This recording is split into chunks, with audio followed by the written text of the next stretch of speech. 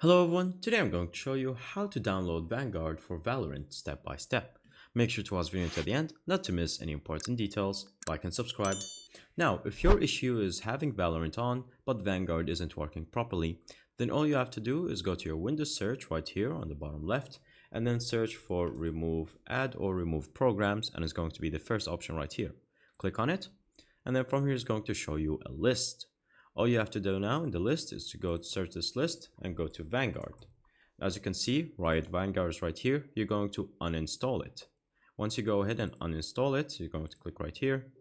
And it's going to show you this window. This will completely uninstall Riot Vanguard from your computer. Games that depend on this functionality will stop working. Simply click on yes. And once that is done, then it's going to fully uninstall it. So all you have to do is go from here and you're going to restart the Riot client. So make sure you fully close it.